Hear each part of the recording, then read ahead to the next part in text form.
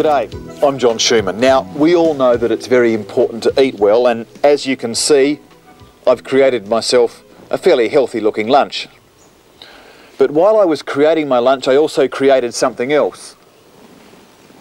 Waste. It's appetising, isn't it? Now this is a microbe, and to a microbe, these peelings and scraps are a meal. They're good, healthy nourishment. Now, this important little bloke also produces waste from his meal, and this is it. Now, who would want to eat this? Plants would, that's who. This is humus, and plants thrive on it. So you can see that my lunch is the first link in an interesting chain of events. But the $64 question is, what do we call this chain of events? Well, the answer is composting. Now, what is composting? Composting is a controlled process which quickens the natural breakdown or decomposition of organic materials. And this is a compost heap. And if you look over my shoulder, I'll show you another one. This is nature's compost heap. And all of these organic materials will eventually and naturally decompose and return their nutrients to the soil. Nature will always replenish herself, and by composting we can contribute to this process, and the benefits are enormous. Like reducing our household wastes by up to half. Now this will decrease disposal costs and increase the life of landfill sites. Now, compost can be used as an excellent soil nutrient or mulching material for the garden, for the lawn, or for household plants, and it reduces the need for the use of chemical fertiliser.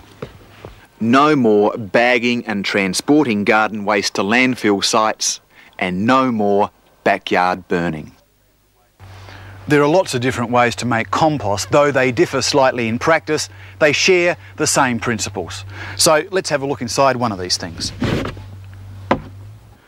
The four main ingredients of a compost heap are microbes, organic materials, moisture, and oxygen. Microbe is a general term for the hundreds of species of bacteria and fungi that feed on organic material and turn it into humus. But to do this properly, they need moisture and oxygen. Now, the moisture content of the compost should be around 50%. That means it feels damp, not soggy, but damp when it's squeezed. The more oxygen the microbes get, the faster the organic material decomposes. So, if you're in a hurry, keep the compost well aerated. As the microbes feed and multiply, they give off heat. The internal temperature of the compost will begin to rise, and once about 55 degrees Celsius is reached, all the nasties like pathogens and parasites and most of the weed seeds will die off. So, like everything in life, there's a right way and a wrong way. And to illustrate that, I'd like to tell you the story of Wal, my mate, lives next door. Now, Wal's a good sort of bloke, an environmentalist, he's into green issues, and he thought he'd have a bit of a crack at this composting thing. But unfortunately, Wal's enthusiasm overran his knowledge, because you see, Wal thought you should be able to compost just about everything.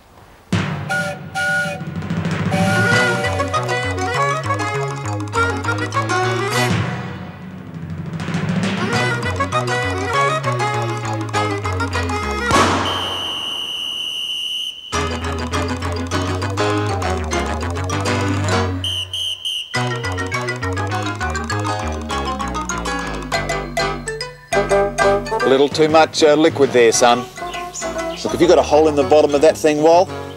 This is no longer composting. This is a mess.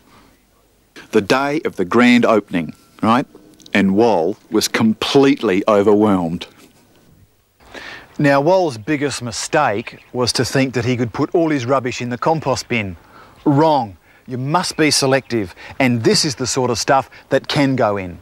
Fruit and vegetable peelings, tea leaves and tea bags, eggshells, tissues, vacuum cleaner dust, shredded pruning, grass clippings, cooking oil, coffee grounds, leaves and dead plants.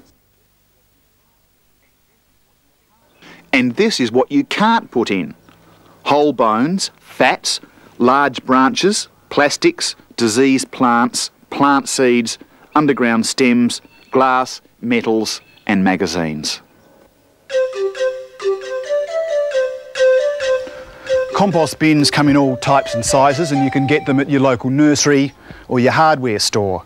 They're UV treated and they're designed to be strong and durable. Now the lids have to fit nice and closely so they keep the flies and vermin out and the smells in. They also help to keep the compost nice and moist. The cut-off bottoms underneath here allow for natural drainage and the movement of earthworms. You can put the compost bin wherever you like in the garden, just so long as it's positioned on top of soil. To begin with, put some small twigs or branches at the bottom of the compost bin like this. This will lift the compost up and assist with natural drainage. Now we can put some organic material into the compost bin itself. It's important that your organic material has quantities of both wet and bulky material. For instance, if you're going to use kitchen scraps and lawn clippings which are quite wet, it's also important to have maybe some dry garden weeds, some leaves or some shredded prunings. This will create the right environment for your microbes. Then we sprinkle in some water, about that much, and sprinkle in some soil. Now the soil helps to soak up some of the very wet kitchen waste, and it too helps with the microbes.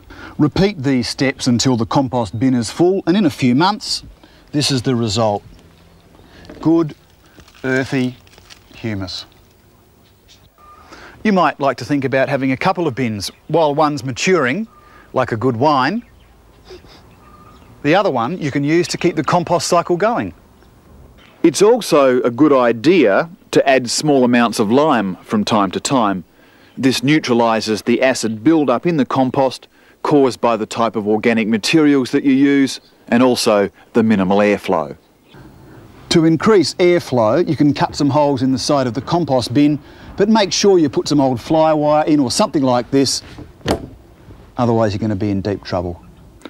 Compost heaps are used for large amounts of organic wastes. They work faster than compost bins, but they need more attention. It's a good idea to place a cover over the heap. Apart from keeping the flies away, it helps keep the compost at the right moisture level. If the amount of waste that you have doesn't really justify you buying a bin, dig a hole. Simple. About spade depth. Tip your scraps in. Cover it with soil, and the microbes do the rest. Finished compost or humus is a rich, earthy, pleasant smelling stuff. You can use it as soil fertiliser, you can spread it on your lawn, your garden beds, your household plants, and in the case of your vegetable gardens, you can dig it straight in. It's perfect. Those of you who want to nurture your gardens, or those of you who just want to help Mother Earth, remember that composting provides an excellent organic solution to most of your weekly waste.